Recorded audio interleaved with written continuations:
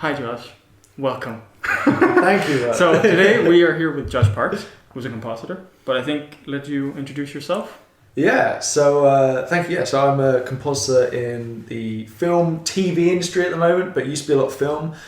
Previously I worked for NPC, Double Negative and ILM. Maybe we worked together at D&D. Yeah, so like you were there at NPC at the same time. I saw you at both places. But we never talked. So I think like you awkwardly. Yeah, it was like, oh, Josh is here. Me blushing in a lift somewhere. I think you stopped right before I started at DNEC. Yeah. You probably moved to ILM or something. Yeah. So I was on Star Trek, Wonder Woman, and there was one more there as well, which I can't remember. And then ILM, it was Transformers, Jurassic World 2, and Ready Player One, which is kind of cool. And now I'm Blue Bolt, where I'm kind of lead compositor, senior compositor.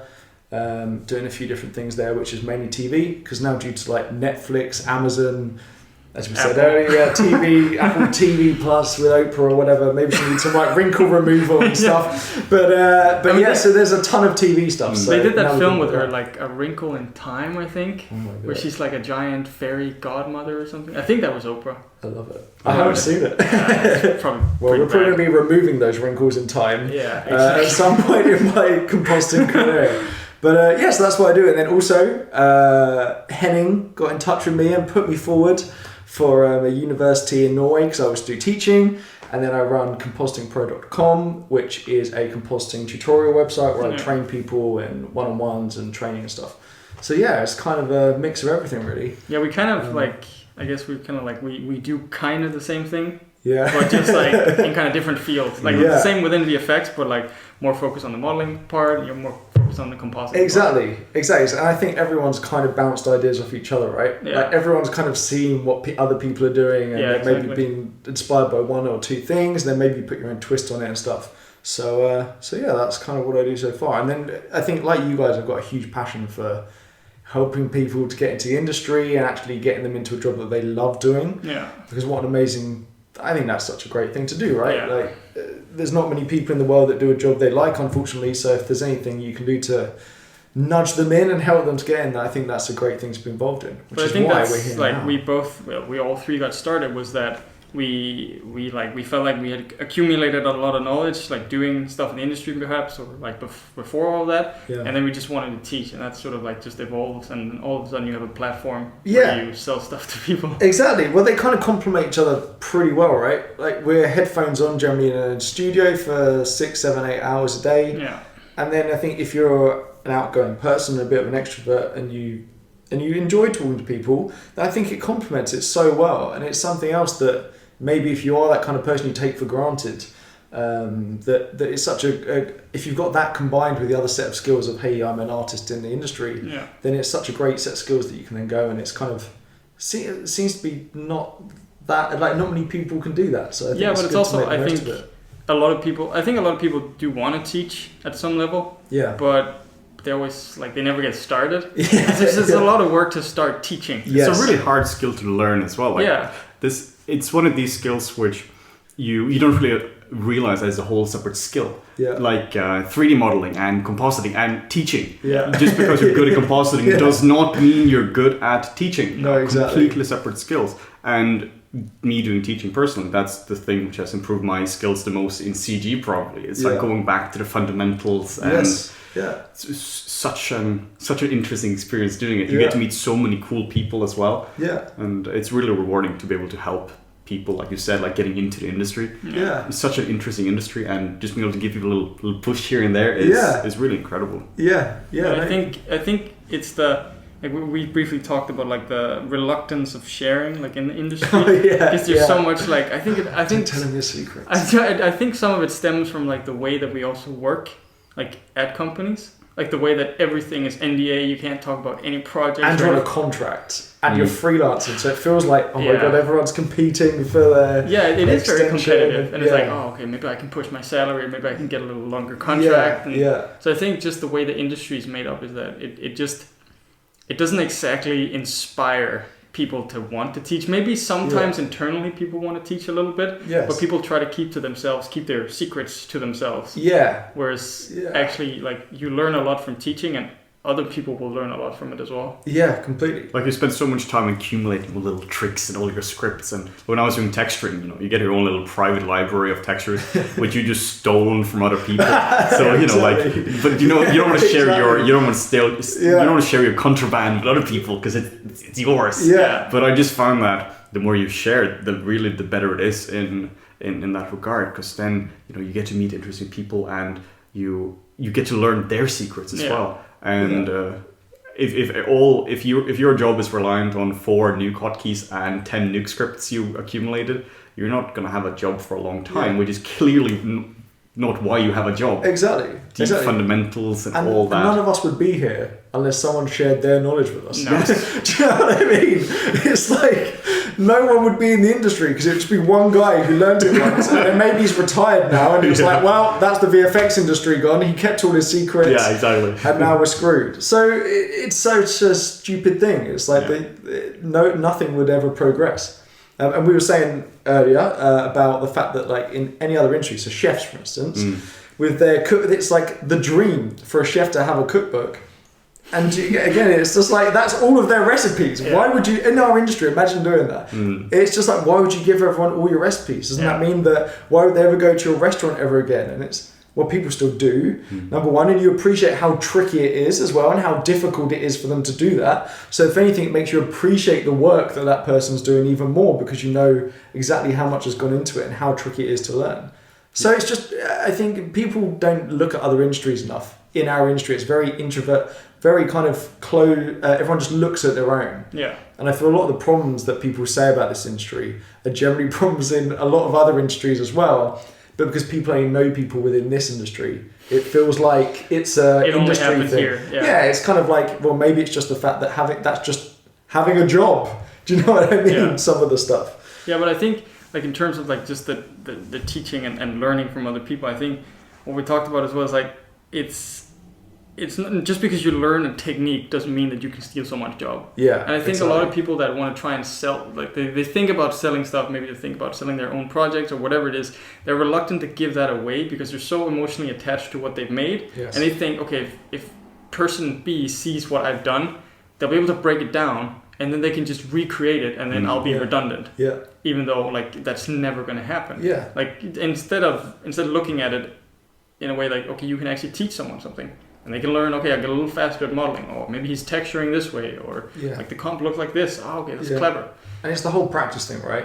It's like you can teach someone a tip, and maybe that works perfectly in one situation. Yeah. But because you have spent 8 hours a day and you've been in the industry for 6 years, you know in these circumstances it doesn't work.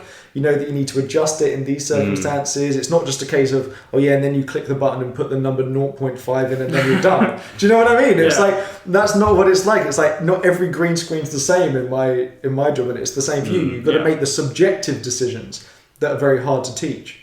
I talked to somebody about this who we're trying to get projects to people to share on FlippedNormals because that's awesome. Like, just your personal work. You have done an awesome project. Yeah. Why not share it? Yeah, someone's getting hyped about it. On Exactly. It's an awesome thing, but he was like, but it's too messy. Yeah, that's the point. Because if you were to pick up any of my scenes ever, then they're messy as hell. Yeah. They're like, everything has like weird keys everywhere and like stuff is just all over the place. Yeah. But that's fine because the end final result is messy. Yeah. And if people pick up your scene and they realize that other people are also messy, that's cool. If you were to present the super clean version, nothing is done that way. No. And that's your workings out as well. Yeah. It's like looking at a math sum and just seeing the result and thinking, now I know how to do the thing. Yeah, and so you just learned the number 0.5, like you said, and like it's not about the number. It's about how you got there. Yeah. And I think, again, we were saying earlier about how it's tricky to teach people that's the bit we're trying to teach, right? The working out how to work out the number rather than giving the number. Yeah. And I think that's the tricky thing as teachers, and maybe some tutorials are geared more towards click this button, click this button, click this button, and it works for that situation, but not in others. So I think that's difficult to do. I think that was one of the big things for us when we started doing FlippedNormals. Was like, I think we even had that as kind of a tagline, not focused on the how, but like the why.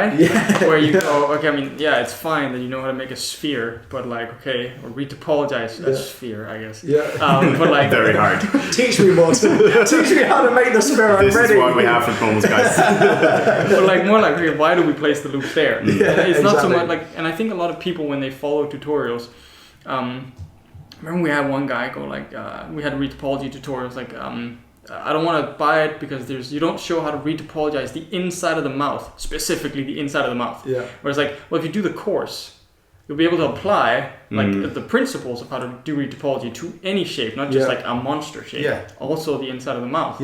And I think that's one of the issues with like a lot of students as well, is that they look at just the final result and how to get there, and then they fail to sort of like look at it and be like, oh, okay, I can apply this in this way as well, not just to this specific. It's kind of like you're learning to fish, but now they don't want to learn to fish, they want to learn this specific fish. You caught a mackerel, I wanted a carp. Why didn't you teach me this? But you don't understand, it's a general principle applied to fishing. It's incredibly frustrating when you get those things where you have really built up a general, you spend so much time on a tutorial and you're showing a general system which can be applied to anything if you're doing an alien, a human, or a dog, you know, whatever it might be. And they're like, what about this specific case? It's not about this specific case. It's this is the right way to do it in all of these cases. You set the groundwork for the rules. But I think I mean it's a tricky thing to do, isn't it? Not just say, hey, here's how to do the project, but actually get someone to think deeper about it. And again, it's making people take the tutorial serious enough and really spend time thinking about what they're doing than just watching it passively and making notes, and then they think that they know it. Apply. One thing I'd say is do the tutorial, then don't copy the tutorial. Go out, in my case, shoot your own footage. Try and use what you've learned in your own project. See where that stuff didn't work. Push and pull it around and try and break it. Like, why am I not doing it in another way? Is a great question to ask, right? And it'd be the same in your situation. If you were going to do a sculpt, I guess it doesn't make sense to just copy what you guys are doing. I just copy the strokes 1-to-1. I mean, I don't know how you guys do it, but just get a macro and as you're at work. Run ZBrush and do history, and you're just like But I think we even talked about that in a bunch of our sculpting tutorials. That okay, let's do a face or let's do a creature or something. Like, it doesn't have to look like our creature, but I think in the beginning it's very hard to think more abstract about it, where you're like, okay, if he's doing this, maybe if I do this, that'll work. Like I think in the beginning you kind of have to follow one-to-one to like, completely. Okay, that stroke there, okay, that makes sense. And then slowly you can build that up where you go like, okay, now let me try it on like a smaller project, a little bit here, and then a little bit there, and then ultimately you make your own. And as you get a set of different rules, then you can start problem solving and working out the best way to tackle a problem, right? Otherwise, if you think of it as a toolbox. Again, it's that whole like, if you've only got a hammer, then everything's going to be a nail. So now you're looking around and being like, where's that bloody green screen? Where is it? I'm going to like smash it with my one technique I know. Whereas what you want is 20 different tools.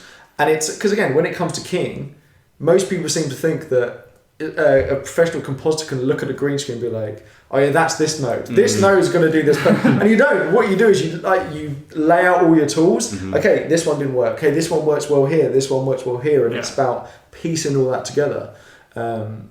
Which, as you say, at the start, it's very hard to do that. And if anything, you do need someone to just say, this is the one way to do it, to not complicate it. But then as you start going further and further, I think it's important to, I guess, again, it's just as your knowledge broadens, doesn't it? Is that the ZBrush equivalent to, what brush are you using? Is that what node are you using? What node are you using? Exactly that. And it's I think the problem that most students honestly have is they don't realize how much manual work it is most of the time. So what about the automatic node you're telling me about? The auto mode. Of course, you're talking about that in your courses, right? Yeah, exactly. Well, in the course, it's basically just add anamorphic lens flares over everything, so they can't see your crappy green screen. Just camera shake it, put loads of glow on it. I don't know, like why is that always the case? Whenever you see like, I don't know, and I don't want to shit on students, but a little bit. But like, you can shit a little. I think we're going to shit on Marvel. I was like, I'm ready for the glow. But it's like, whenever you see comments from like students or like people that do amateur, sort of like sci-fi stuff, it's always like, like the camera shake and the anamorphic lens. There's like they looked at like J.J. Abrams. They're like, okay, this is what it's distilled down to, and then they do just that. But I think what it is, and I was exactly the same when I started out, is you put something in and you want people to see it, so you whack it up to like 1,000. Whereas what you actually want to do is, again, in the industry, I don't know what it's like in modelling, but it's all about. No one talks really about how to tackle a technical problem. It's more about just balancing a shot. Yeah. How do we get people to look where you want them to look? I guess it's the same with it's exactly yours. How do you get them to not notice? Yeah, like this is the character's personality. So the lens for the equivalent here is all the alpha skin. Like you're just doing like you just add wrinkles everywhere to a character. Yes. But then in the beginning, that's what you do. You're adding lens flares / wrinkles everywhere, and then you're going in and you're balancing it out. You remove most of them, and then you have a few little hints, little accents here and there. Are you thinking on where something moves so it would be more wrinkled in certain spots? Yeah, exactly. But also just in terms of like pores. Like pores are very different on, like you don't have the same pores here as you have here. And these are kind of things you learn through observation. But in the beginning, you just flood it. And if I did a comp, I would put lens flares and soft glow everywhere. And they'd be like craters as well. So people just see them and it's just like... I think we talked about this maybe in another video before. It was like I was watching that really shitty one with Rihanna, the like battleship or something. And that one has the most lens flares I've ever seen in a one. Is that you, Josh? It's like it's stupid. Stuff that's like a mile away produces lens flares that are just as wide as the screen. But like I worked on Transformers though. So on Transformers last night, you get so used to going, okay, I need to glow this, I need to make it glaring. And then I went on to Jurassic World, and suddenly all of our stuff, it was lava, and we were like pinging flares off it, and we had to kind of come off. We had to come off the look because we were just so good at. It's like being addicted to sugar. Exactly. And all of a sudden, okay. Exactly. We just got so used to just coming up with this look that we couldn't switch it off in our heads, and it was just so over the top when you compared it to that stuff. But how long were you on Transformers for then, before you switched over to Dinosaur Land? Actually, it was Transformers then Ready Player One, but Ready Player One was very lens flary as well. Yeah. So it was about 7, 8, maybe 9 months on Transformers and Ready Player One. Just doing lens flares. Just you get a bit that's all we do. Just merge over, and then we do lens flare. And then all the CG guys hate us because we put camera shake and smoke over all your beautiful models. That's what we do. You spend so much time on everything. But to be fair, that's also saved us. We had some issues on a certain giant monster movie, and some textures weren't working.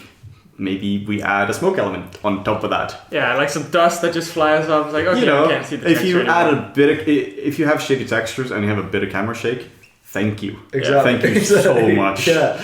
I've done that with a key as well. I'm like, I can't be keying this. So a bit of smoke, heat haze. We'll put heat haze over it, it'll be fine. I actually remember on the first Guardians of the Galaxy, one of my friends was doing the bad guy space. It was this huge ship. Yeah. And he spent all this time adding all this more detail. And it was his first proper big spaceship. Andrew Hodgson. Yeah. And he got beautiful spaceships. He got so annoyed at me because it was like, Josh, I've just spent all this time and they've just added smoke and lens flares and glare. And it was like, oh, sorry, man, I can't just have it it's Guardians of the Galaxy. Exactly. In the galaxy. Exactly. You did it on purpose. Sorry, Andrew, your spaceship wasn't it was very good. Make the cut. I didn't want to tell you, but yeah, exactly. This smoke over it looks way better. He kicks out some good stuff, man. That guy's a spaceship genius. I remember when I was at Framestore, we were doing Guardians of the Galaxy 2. Yeah. And it was basically just everything Andrew had done, and it was just like, let's just tweak the spaceships a little bit. Spaceships. And then the compers will put smoke over it. Soft deform. Exactly. Yeah, he was. That was kind of amazing. His whole story is pretty cool. Yeah. It's like it's a real testament to working hard. Yeah, exactly. He's pushing out all the articles now, talking about how he got there and all the specific modeling stuff. Yeah. I really like when people share that kind of stuff because he and people of his skill could have been like, they're my techniques, they're my secrets, they're my precious.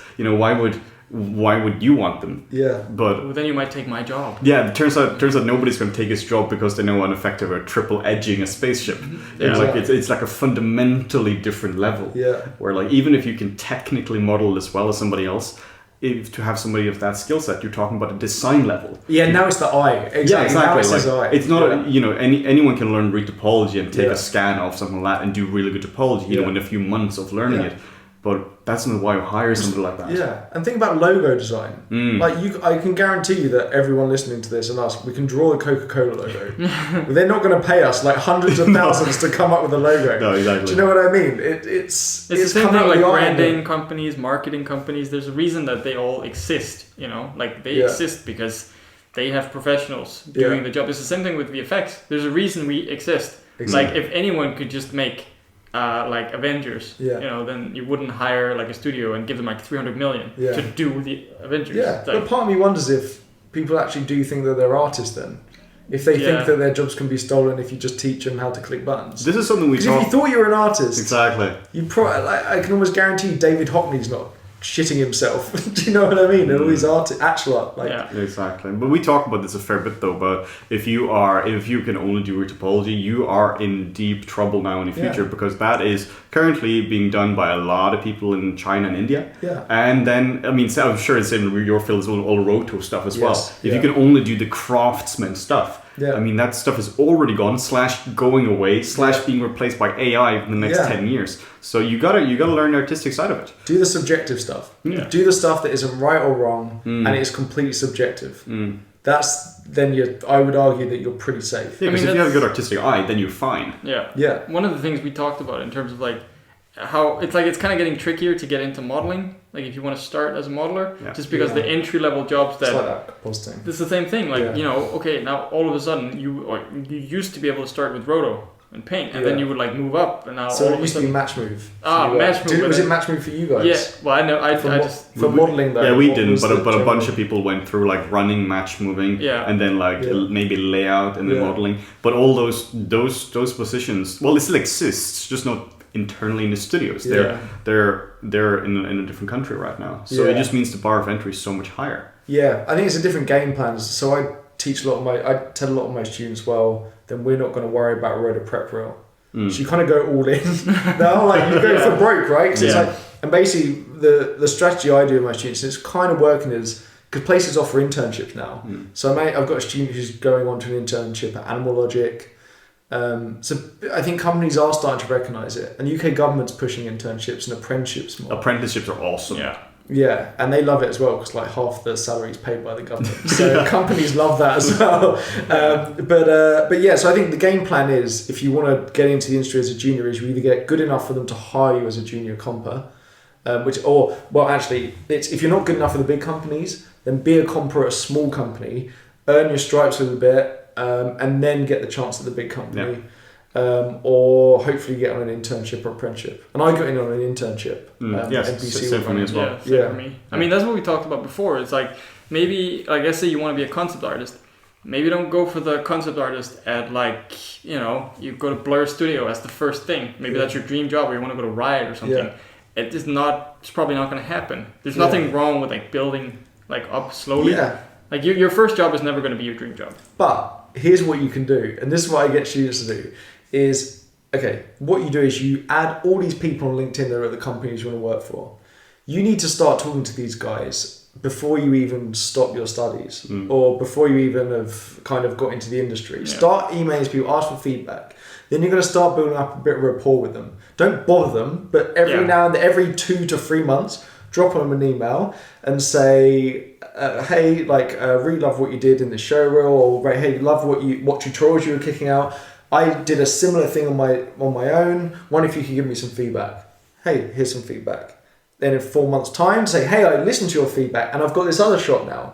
And if you're building up rapport at some with those companies, like Blur Studios, for instance, then you could go work at a small company. Hey, I worked on this project. It was my first ever project and you helped me get there. Thank you so much. This is amazing. And now by the time you feel like you're good enough for Blur Studios, you've got an in route that isn't through the recruiter. You're no longer on that pile. Yeah. You can now go to the guy, hey, I've always wanted to work for your studio. I feel like I'm ready. Would you say I'm ready? Yes, no. And thank you again for all the help. And then, do you see what I mean? Yeah. It's like this gradual step, but even if it's not you letting go of the dream if you don't get there straight away, you can still be working on that stuff. You can be acquiring your skills and getting to know people there. And it's all about forming the good habits. Like if you start getting into the habit of emailing people, me and you would not be having this conversation unless we reached out to each other and said, hey, that was really cool. So building those habits early is the best thing. I think this is an excellent idea, but also here as well, talk to your peers. Like if you want to be a concept artist, don't necessarily only talk to the most senior concept artists, but talk to people who are interested in things right now. Yeah. I did this when I was learning 3D, where I wasn't very good, but I talked to people who were also not very good. But these people who were not very good, 10 years ago, they're currently lead game artists in different places. So it's kind of like you kind of invest into people, but of course not just as I can reap my dividends in 10 years. No, it's just 'cause it's fun. Yeah, it's fun, but also you can feedback each other along the way as well, and I think that's been so helpful to me. My career has personally benefited from that. Having been in touch with people, and you just keep helping each other as you get better and better. Yeah. I think that's a huge, thing for your career. When I was studying at uni, people used to think, one of my friends who's now my housemate, people used to think that we were all being really harsh on him because he'd post his work on Facebook and we'd all be like, the black levels don't match, this doesn't match. But you start, and it's a great life lesson of, hey, the people that actually care about you are the ones that give you feedback and want you to grow. Yeah. Otherwise, we would have not got in. Basically, what happened is all my friendship group did very well at uni, only because we all gave each other honest feedback and we weren't telling each other how great we were, which I think is something that you guys have mentioned about universities that give everyone like A stars. Yeah. And you want to be an A star in comparison to everyone else. That's all that matters. Right? Yeah, exactly. Like your grades don't matter. How good you are compared to your classmates don't matter. Because this is something we talked about in one of the videos, where you don't know where you are in the scale.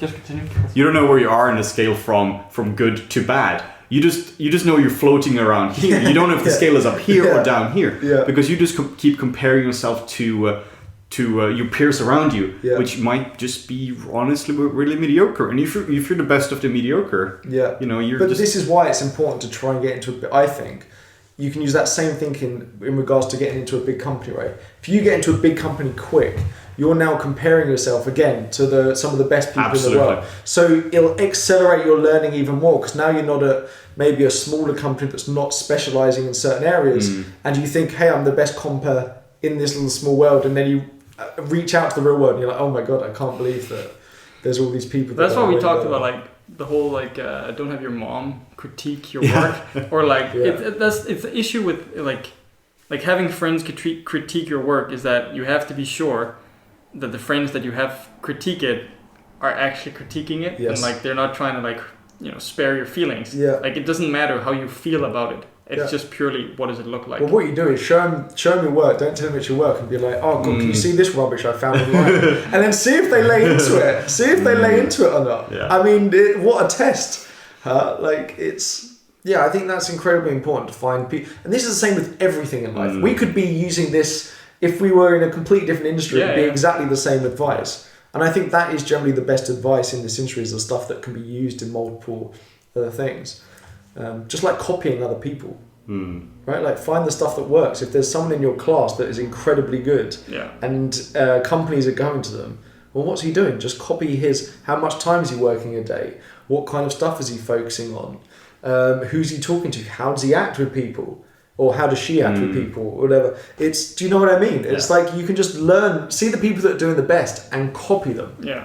I remember I was trying to do that with when I got into like painting and concept art.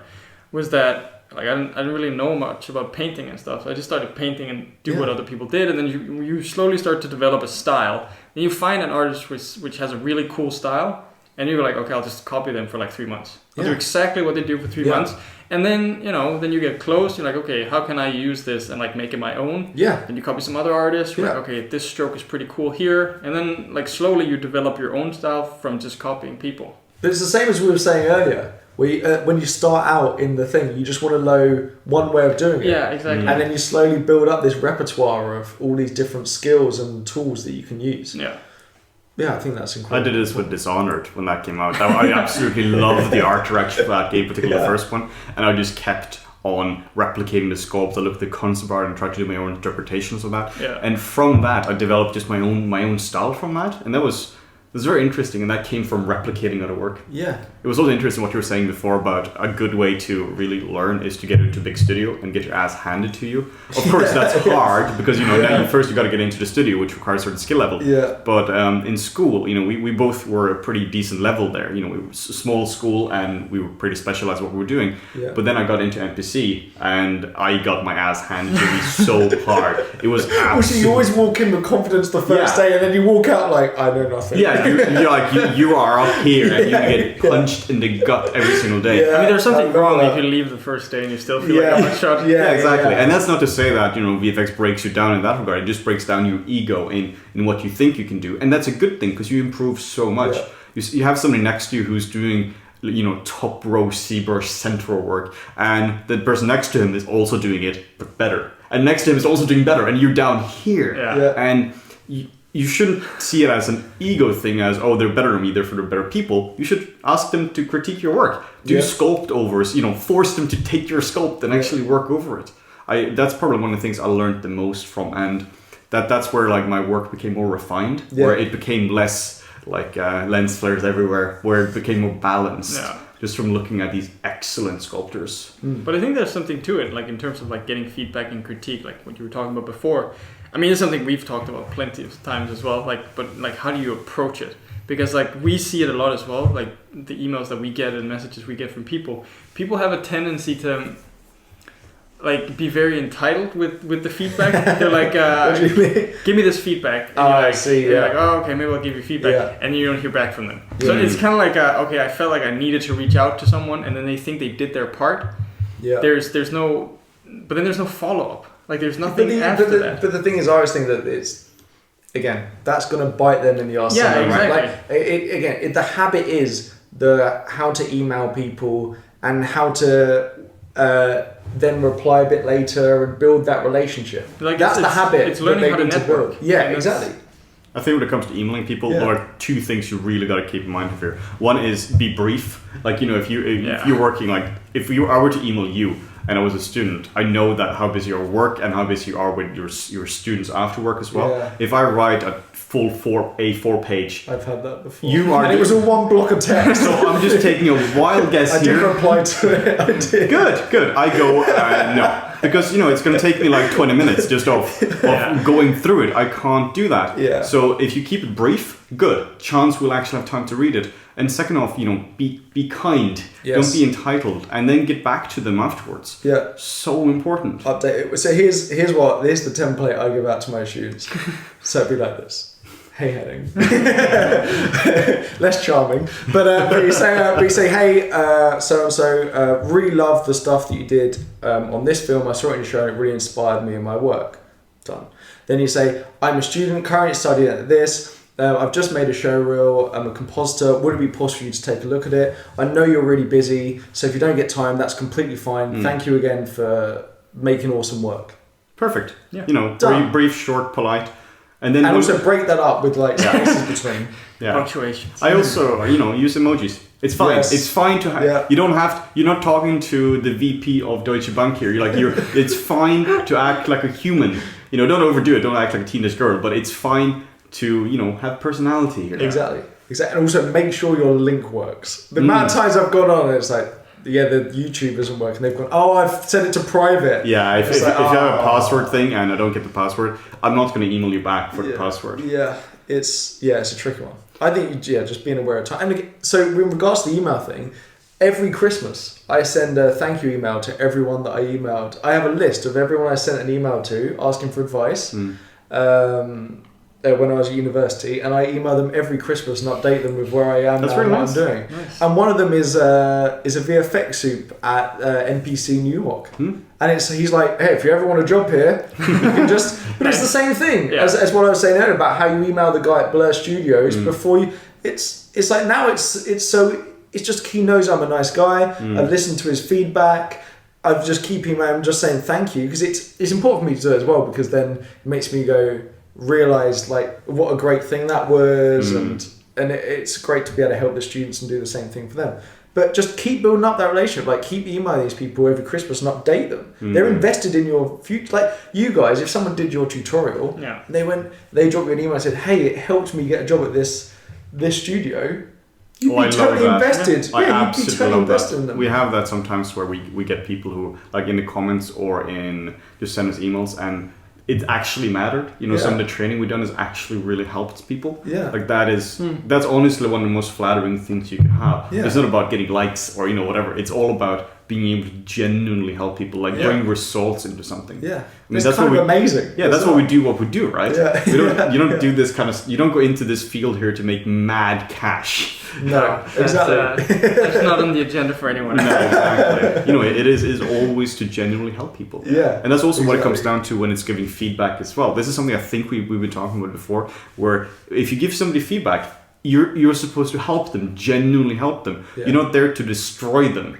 I mean, if you do destroy them, maybe that's because that's what they needed. You have some people who just need to get their ass handed to them. Yeah, or just a bullet point list of this, exactly. this. And you know, if you don't have time, you know, there's a different thing there. Yeah. But in general, some people need very gentle feedback. Yeah. Some people need very rough feedback because they just deal with that. Yeah. So it's but the thing is, it's practice for the industry. It is. Yeah, it's like, but I think a lot of people take feedback and critique very like personal in the beginning, and then you sort of like. You get your first job, your second job, whatever it is, you realize that what you're not making for you. No. Like, exactly. if you're, okay, I'm working on Superman, and I'm like, okay, it's a sculpt of this dude, or whatever. Yeah. It's like, it's not your sculpt. Yeah, you sculpted it, the studio owns it, it's for the film, it's not your personal project. Yeah, you can't decide this cape's going to be purple now. No, exactly. So, you just kind of... You have to get with it. Yeah, and the supervisors are not going to be nice to you. They aren't using emojis. No. They're answering to scary people. Yeah. And they have to get that cape to look red. So, you know... You, I will say, though, like, some of the best feedback I've ever gotten at a company was DNEG. I can't remember the soup's name. But it was on... I think it was on Harry Potter, maybe? And he was like... He would always, like, be super positive about it. Was it Kyle? Yeah. No, it wasn't Kyle. Oh, I can't remember the name. Like, doesn't matter. Probably Peter or something. And it was always like you come into the daily and you like look at your stuff and you go like, oh, this is awesome. Oh yeah, okay, I really like this. And like, can we make this more blue? Like more dragon there. And it's like, oh yeah, sure, that would be awesome. Yeah. Like this way, you're much more motivated. Even though it's the shit sandwich. I know, but like it totally works. And like we do Darren Brown Drew. we do that as well. It does. It does work. If you only give someone like negative feedback, then they're going to be destroyed. Yes. Yeah. Like, and also, again, that's if you're a VFX supervisor, that's what you're doing. Yeah, exactly. It's great practice for that. If you're a VFX supervisor, and it really doesn't take a lot. Like it could be as simple as like, cool dragon. Can we change this? Like, yes. Sure. Yeah, because even when you're a professional, you're still a human. Yeah. Turns out, as a character artist or a comper, you still possess these emotions. Oh my god! You mean you're not like plugged into the machine? Turns out, it's a really weird one. Just pushing ones and zeros. Yeah, exactly. You know, stuff makes you happy. So you know, being able to hear nice things, is still really nice and motivating. And also, the work is good. Otherwise, you wouldn't be a dealer. Yeah, do you know what I mean? It's like, at the end of the day, you're good at what you do. This is the last 2% that you were saying. Do you walk in and you're like, oh God, this is... You get your ass handed to you. Yeah, exactly. In that respect. So yeah, it's just I think it's... You need the feedback. That's another skill that you need to learn. Yeah. And I think too many people were forgetting about that stuff as well, and about how to act. And again, as I was saying earlier, a guy I'm teaching at the moment and training... he wants to double his day rate. He's working in New York, and most of that stuff is me just saying, "Hey, you're really good." He's never worked in the film industry before, and he's got a bit of a chip on his shoulder and a confidence issue with that. And it's like looking at scripts, going, "Hey, yeah, this is good stuff. You know what you're doing." Like now, it's about how you're dealing with people. If a supervisor comes over, how are you talking with them? How are you sharing what you're doing with the team, so that now that's more of a leadership role. Yeah. And it's just it's the thinking thing. And I don't know about you guys, but when you go to a university, you kind of know who's going to get into the industry in the first 1 to 2 days, I'd say, even if they're first year students. Because it's the ones with the grit, it's the ones that have made a mistake and they've pushed through, they haven't got bored, it's a mentality, a habit thing. Yeah. And they don't go home at 4 o'clock because now school is over. Yeah. This is a habit most people have just because that's what you do in regular school. You know, you do your math homework, your history, you hand it in, and then you go home. Then you're done. But this doesn't work like that. No. Nobody cares if you hand in your stuff on time and you're just happy with your schoolwork. It's so much more than that to getting a job here. You have to push beyond. because there is a finite amount of jobs in this field. I mean, we're seeing that with the people that we went to school with as well. Like the people that just only did school assignments, didn't stay after school or didn't work on personal projects afterwards. They don't have a job. But that's how it should be. The people that are most hungry for it get the jobs. Exactly. And most passionate about it. And it's actually so far, every university I've been to, at the end of every single time when I'm about to leave the university, I say, if anyone wants to email me, look at anything, it's absolutely fine. And you can do it. And what happens is one person emails me and they're the one that gets the job in free. Yeah, exactly. Time. I've seen this a lot of times. That's the correlation. Yeah. And why is that? Just because being able to send an email to someone and type in an email address does not mean they're good at VFX. No. But that's the correlation. Yeah. It's insane. It's about the hunger. Yeah.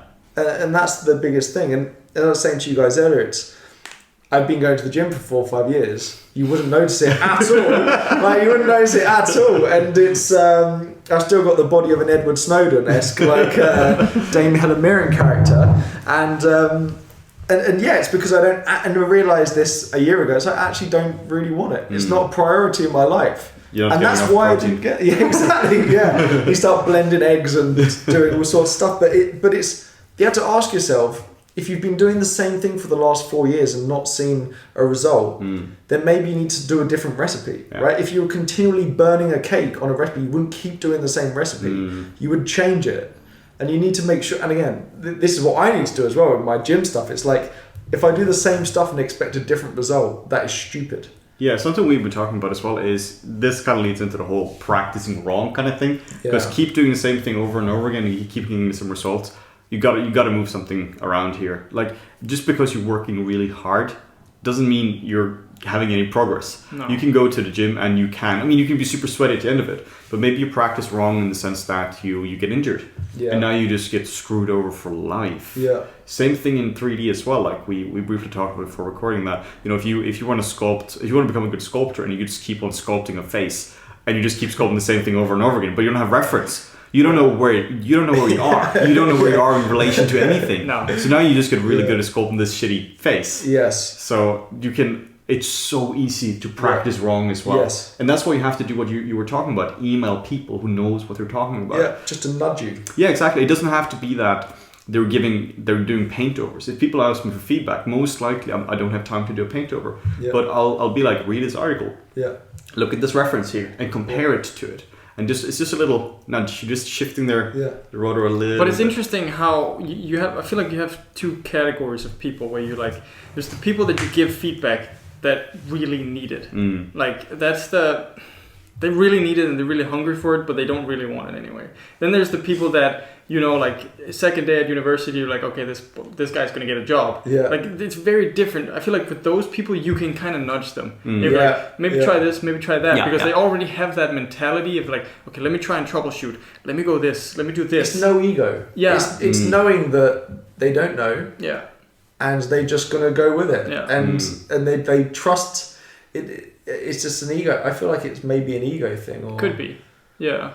I think it's interesting because like when it comes to the trust thing, I guess a lot of people like trust schools because that's why they go to them. But what we see is like don't trust schools, kids. There's like such a huge resurgence in like online training, like what you're doing, what we're doing. Yeah. Like it's a bunch of stuff on Gumroad. I mean, and people are hungry for it and people pay for it. But still, there's still this discrepancy between like what people are willing to pay for when they go to university. So like here in the UK, it's like £9,000 per person for 3 years. Per year. Per year. So 27,000 for And then like you put up a tutorial, like it's $50 and like, oh, that's too much. And you go like, this is distilled knowledge for like 5 years. You're going to learn more here than you are in 2 years in university. But people are still a little bit apprehensive because it's kind of expensive. Yeah. But it's really not. This is the kind of number nobody likes to talk about, where it's like it's literally cheaper to hire a mid-level or even senior level artist one to 2 times a week only on you. Literally nobody else. You get 8 to 16 hours of senior artist on you. I mean, it's not for sale usually. Maybe you do. But that's what you do. That's what you do. But then to go to school. I mean, because £9,000 a year. And then without accommodation, you've got to now move. Yeah, exactly. Accommodation, if you're in London, that's costs a fortune. And then food on top. If you were to you wouldn't eat otherwise. give a senior artist, find somebody on LinkedIn who's doing what you're doing and offer them £10,000 a year to teach you like twice a week. I mean, that's a good salary for them on top of it. Yeah, and you can take a loan out with less interest rate. Salary. What was exactly. It's like 6% at the moment. You pay 6% interest on it, and I can take it. And I'm looking at flats in London at the moment, and an interest rate's about 2% on that flat. So the moment if I invest in a house, it's cheaper for me to do that than investing in my education at uni. Yeah, it's terrifying. Makes sense. We had a video on this where it's like it's kind of like a boring lesson in itself, but it's the most boring video we've ever done. Yeah, but it's an important one. Like we talk about interest rates on loans. Yeah. And people don't realize that if you take out £30,000 as a loan, you're not paying back £30,000. Or if interest rate is 5%, you're not paying back 5% of £30,000. Yeah. You might be paying double. Yeah, 7%. It doubles every 8 years. Yeah, like it's absolutely insane. Like you don't realize this because even with a low interest rate, then there is a recession. Maybe you get up to 15%, which does happen. Yeah. You get absolutely shafted. Exactly. Like this is why I'm going to start doing Josh Park's loans for the FlippedNormal tutorials. And 20% interest rates for the Josh Park's loan shark. Just get the credit card. Exactly. We're throwing like affiliate links next to it. Exactly. Available next spring. Exactly. But I think it's I kind of get it because it's obviously it's just instilled within people. Yeah. Right? Like it's just instilled within people. And I do understand the thinking because if you do search visual effects course, chances are you've probably got parents that want you to go to university, and you kind of want to have their blessing as well. Yeah. So I think there's a lot. Unfortunately, it's very easy for us to say because we've done it, if that makes sense. Yeah. However, us as 18-year-olds. Maybe do you know what I mean? It's what would you need to read to be able to make that decision? Do you think? Like, what you're not mature enough. I mean, really, you shouldn't be making financial decisions at age 17 in some cases. Yeah. You know, where you determine if you should spend £60,000 going to uni, or that's here. Yeah. But yeah, I mean, just 30k for the school. Now you have maybe 30k for accommodation for 3 years as well. But now if you go to the most expensive ones, like in the US, CalArts, Ringlings, you're talking maybe $200,000-$300,000. Yeah. Like that is to a destructive level. I mean, the one thing the advice I'd give for someone that was thinking about going to university and studying stuff is just do a short course. Watch some free tutorials, maybe look up a video or whatever, and just think, okay, when the times get tough when you're doing that, are you sticking it out or are you instantly giving up? If you can kind of get a bit frustrated but think it was fun, then maybe it's worth. Now you've got to ask the question, do I go to university? Do I do this? But work out if you actually enjoy it first before plonking down 30 grand. And then there's the opportunity cost as well, which is something I think about a lot. Because if you're spending time at university and you're spending 30 grand at university, now you can't spend that money and time anywhere else. So if you had someone that you paid, I don't know, whatever to, if you had someone one-on-one in the industry, they may they will probably be able to get you in the same position within a year, I'd say. So now you've bought yourself 2 years of your life. So now you could do nothing for the next 2 years and you would still be in probably the same situation. So do you know what I mean? You're now ahead of the curve. You've bought yourself time. And I think not enough people think about the time thing. And that's the same with tutorials as well, is if I make a 90-hour tutorial, that looks like a bargain if I charge you £100 for it, but it could have as much content in as a 3-hour tutorial. That's what we normally do. Like we did Introduction to Painter recently, and that's 4 hours, and that could have been 15 hours easily. But you don't want a 15-hour video. No. You are not going to be able to finish it. 4 hours is good because you learn the basics, and then you learn some fundamentals, and you can do something cool here. Yeah. And we kind of made that based on what I need to learn. Yeah. So we distilled all the other information around the internet into like one tutorial. And we were talking about it before, like you put it in a real nice way. Why did we make another painter tutorial? It already exists online for free. And it's kind of like, you said a chef makes one dish. He's not going to not make pasta because somebody already made bolognese here. It's your flavor of it. It's your take on this. Exactly. And I think that's such an interesting, that's a real psychology thing behind it. But again, if I can give you the same, this is a real issue. My friend who works with Penguin Books, and it's an issue with bloggers. Bloggers want to earn money. What they do is they find their top read blogs and then push them and force them to be 200 pages, and then they sell a book. That is a real issue at the moment. And what's happening is things like, I don't know if you've heard of Blinkist. Yeah. Which, so it distills books down. It distills books down.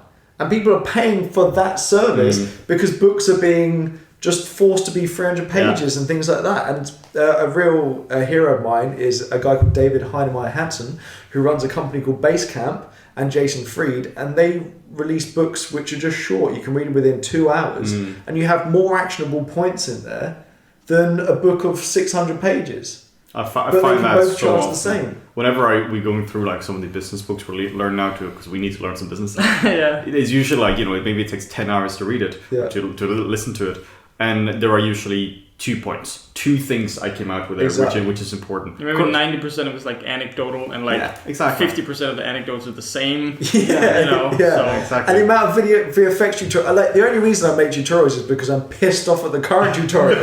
Like the amount of time I've seen it, being like, and it's not working now, and then it's still capturing their screen, and then it's them trying to find the button that they forgot to tick, and their problem is like, you don't need to see that. It should just, and if you're teaching the fundamentals, it shouldn't be about, okay, here's how I'm making this project. It should be, for instance, like, here's how I do nuke relighting with normals. Done. Here's how I do nuke relighting with the alpha. Done. Here's how you correctly use AOVs. Done. Here's why you do unpremult. Done. And this stuff you apply to, if you do fundamental. I would love to know why you do unpremult. Oh my god. I think we're gonna get the maths. Do you have a tutorial? Like I always go like premult, unpremult. I don't know. Oh my god. We need to teach you some math. If you know how to divide and multiply by something under 1. You lost me here. I'm already gone. We could sculpt ice and zebra.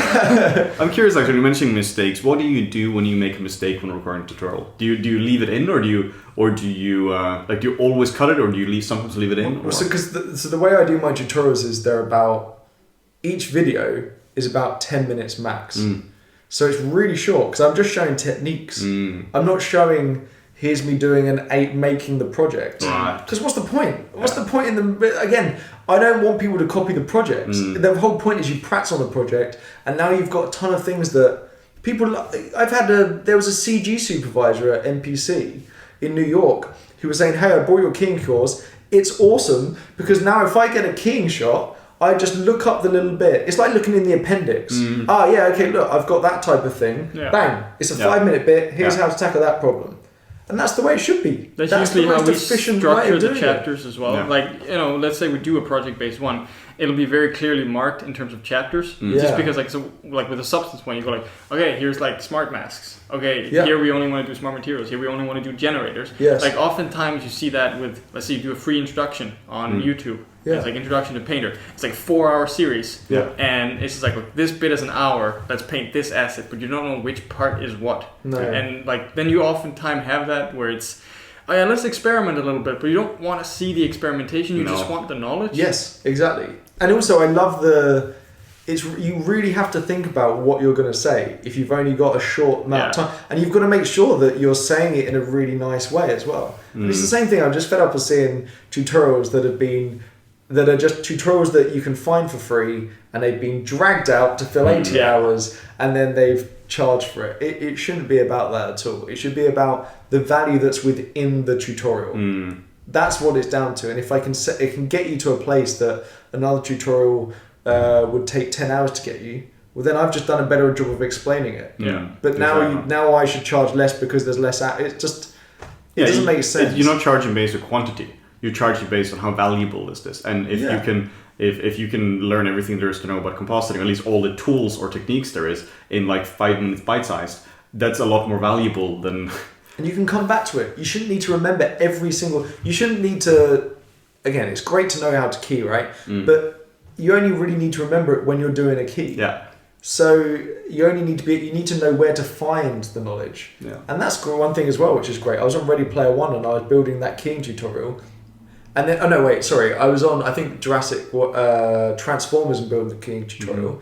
And then I was on Ready Player One, which had no keying because it was all CG. I went back to Jurassic World, and it was like, oh yeah, okay, look, I've got a whole tutorial. Like, this is great. I can just teach myself. We found that so often as well. Yeah. Where it's like we make tutorials, but we like kind of sometimes make them for ourselves. Yeah. And then like 6 months later, like, oh, how do I do that? Yeah. Oh yeah, we made a tutorial on it. We have that for a Wacom video where we like pen pressure disappears. And that's short-term memory. Yeah. Whenever it disappears, I go back to that, read the description, and be like, "Oh, thanks, Past Morton." Yeah, you go on the flip, buy the tutorial for the sixth time. Exactly. Oh wait, someone bought it. No, I like tutorials for myself, and then I just happen to share them with other people. But that honestly, I think that's the way to do it, right? Like, you're scratching your own itch. You're making what you want to see in the world. Yeah. You're annoyed that there's nothing like that out there, so you're doing... Actually, one thing I am thinking of, which would be great to get your views on, is this as well. Going back to the restaurant business. When you go into a restaurant, with tutorials, you have to buy the whole tutorial, right? But that's very much like going into a restaurant and having to buy a set menu. But in a restaurant, you can also pick certain bits. So something I'm thinking of is having, like, splitting my tutorials out into like a menu. And then, because then if you only want to learn one thing, then you could just, but the problem with this is you'd only buy the things that you knew you didn't know, and you wouldn't buy the things that you don't know about. So that's my downside of that. That sort of turns into that whole like Apple Music in the beginning and stuff, and like Spotify, maybe not Spotify, but like where you go like, okay, each song is like $1. Oh yeah, iTunes. Yeah, iTunes. Yeah. But like the whole album is like $20, but there's like 50 songs. Okay, but I like, okay, at what point do you reach like, okay, I don't know enough, so I need to buy everything? Because each individual video here would have to be more expensive than a whole. Well, exactly. But the thing is if if you know certain bits of the tutorial, then you'd only, because this is the thing. But then maybe you think you know the bit of the tutorial, and then you don't actually. So this is my thinking at the moment. It's like, would that work, or is that not a good idea? For me, we're selling a 3-course meal. You can choose to not eat the dessert, but we're gonna bring you the dessert. Yeah, exactly. Also because like maybe you love the dessert. Yeah, exactly. We're gonna force you to eat the dessert. But we find that also, like, if we do tutorials, even if people know stuff about the subject, most likely we're doing it in a different way than what they've seen previously. Exactly. So there's like the other chef's take on the dish as well. Yeah. We were like, oh, I actually like pepper and stuff, salt. I don't know. No, exactly. But I just love the idea of taking the best bits from other, like, so much. I listen to a load of stuff on.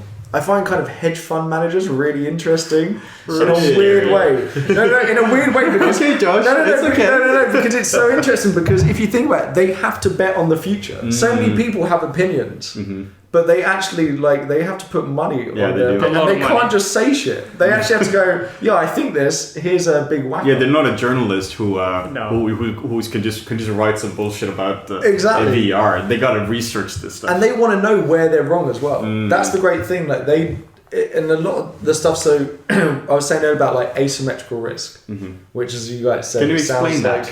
It sounds like a bit of a. So asymmetrical risk is basically where I can win way more than I can lose. So if I flip a coin, 50-50 chance. But if you got won £10 if it was heads and lost £1 if it was tails, then it would be a no-brainer for you to flip that coin. And that's what asymmetrical risk is.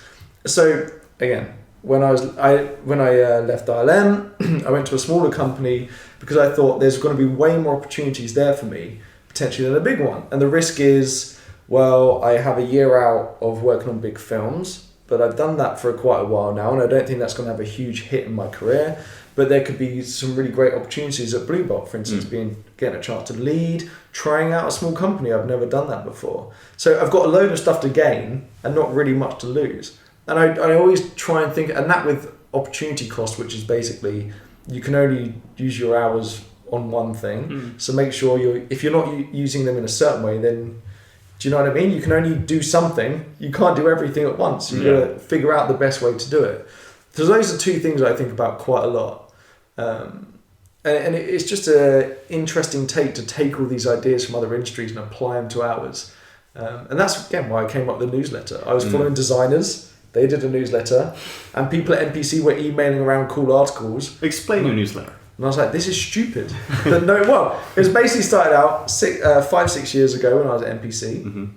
And I'd just come from university. and they were sharing around all these cool news emails and articles as you do in the industry, right? Mm-hmm. Like you guys at DNIG were probably sharing around cool things, and it was like as a student I would have loved to have known about these. Yeah. Why is no one sharing them? This is so stupid. So I started just saying, hey, if you want to sign up, every now and then I'll kick out a newsletter and just share with you some cool articles with people all around. And it's just slowly built, basically, for the last 5-6 years. It started out pretty sporadic. It was just like, oh crap, but 3 months later I'm like, yeah, here's another one. And now I try and do one a month. And it seems like more and more people are kind of doing that stuff now, which is great, sharing that stuff. But it's always just been, all this stuff has always been like, why is no one doing this? Other industries are doing it, and it makes sense to why they're doing it. So I'm just going to copy them. I think it makes sense as well, because our field is, people think it's giant, but it's really not.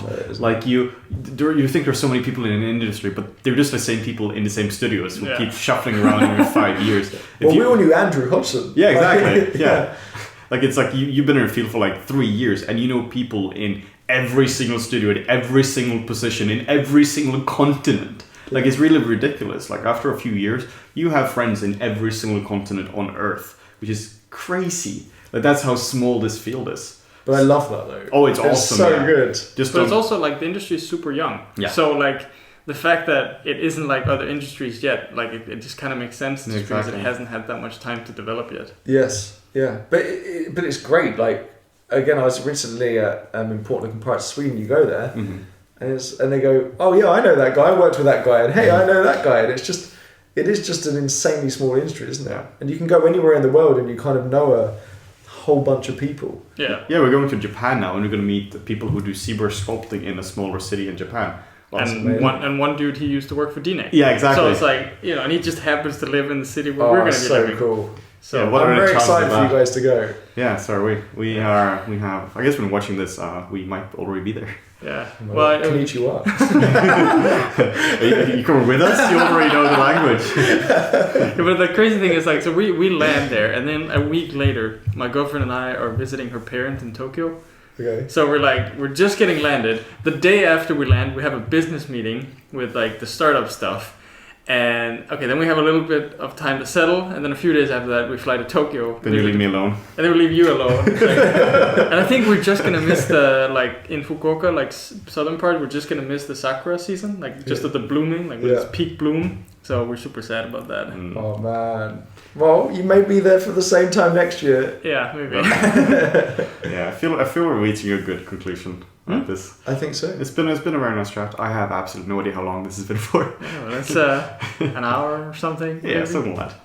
But yeah, thank you so much, Josh, for being on here. No problem at all. It's been a real pleasure. This is probably the last time unless you come to Japan. Yeah, you're gonna fly me out. Yeah, exactly. Oh, okay. Private jet. But yeah, anyway, thank you. Thanks so much, guys. It's been a real pleasure being here. It's so nice to talk to other people in the industry that are doing this stuff and share not thoughts. A lot of people like that. No. Yeah, and it feels like we've kind of come to similar conclusions in our own little ways. Yeah. So yeah, thank you again. Thank you so much. Thank you.